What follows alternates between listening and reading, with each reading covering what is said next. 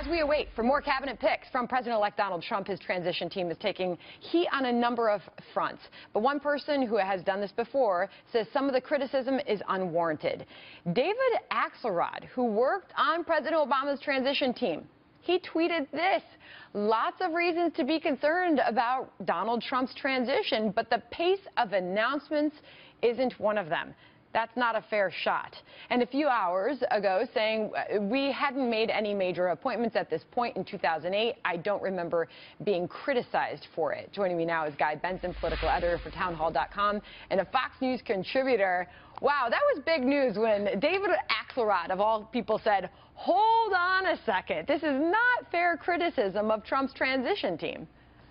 Hey, Sandra. Yeah, I mean, points for intellectual honesty there from David Axelrod. He's been in this position before, and he's casting his mind back to 8 years ago, and gosh, he can't remember the media piling on Barack Obama the way that they are with Donald Trump when their pace of announcements really isn't very different at all.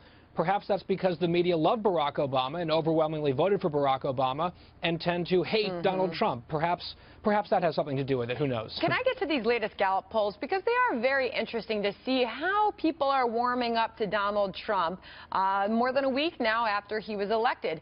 51% of Americans say they are more confident in Trump's ability to serve. This is similar to post-election confidence in Presidents Bill Clinton and George W. Bush. Guy Benson, what do you make of that? And I want to show this as well. This is 19% of Hillary Clinton supporters say they're more confident in Trump since election. What does it tell you? Well, I think once the election actually happens, people start to settle in. Despite all the protests and the carrying on, most people start to settle into the new reality that someone is going to be the president, and they have to get used to it. And so people want to have, for the most part, they want to have confidence in the person who's going to be running the country. And so you're going to see a little bit of a, they call it the honeymoon period. I think it'll be very short for Donald Trump, as it would have been for Hillary Clinton. Very unpopular politicians or public figures, both of them.